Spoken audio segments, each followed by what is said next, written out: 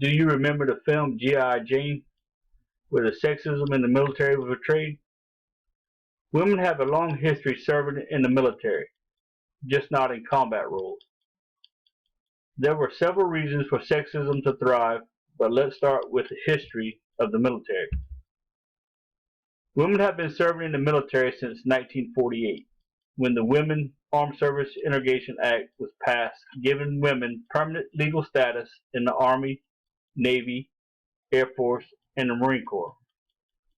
Until recently, men have been viewed as the superior sex physically and mentally. Although there was no law preventing women from serving in combat roles, a military service policy prevented them from doing so. It wasn't until January 24, 2013, when Secretary of Defense Leon Panetta lifted the military service policy that banned women in combat, that they were allowed to pursue positions. There are a couple of arguments that were used to prevent, or at the very least limit, women's participation in the military. The first is the generalization that women are not physically able to perform at the same capacity as a man. One of the Army's toughest units, the Rangers, saw the first females to ever graduate from Ranger School. There were questions about whether a small, diminutive woman could carry an injured male soldier to safety or maneuver heavy artillery.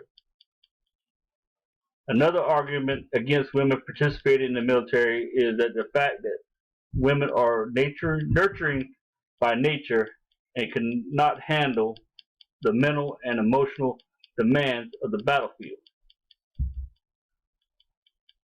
This discriminatory view is based on the traditional belief that women are weaker than men and will not be able to handle a traumatic event as well as a stronger man.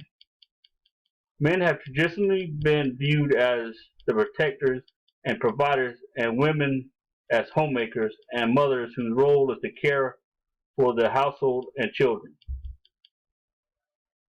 It has been proven that some women can indeed meet the physical and emotional demands imposed due to conditions on the battlefield.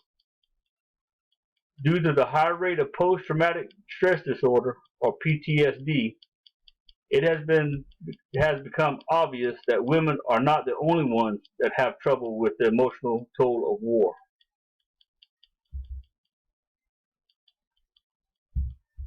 In the general population, women are twice as likely as men to develop post-traumatic stress disorder, noted by Dr. Sonja Batten, VA's Deputy Chief Consultant for Specialty Mental Health. But among recent returnees seeking care at the VA, PTSD rates among men and women are the same.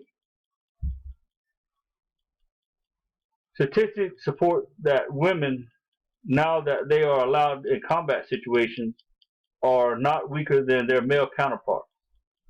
They are no more at risk for long-term effects of PTSD than the male soldiers.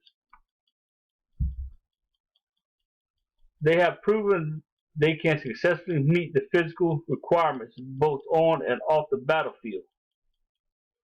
Women should be permitted to serve in the United States military as long as they can meet the demands of the job and not be a burden on other troops.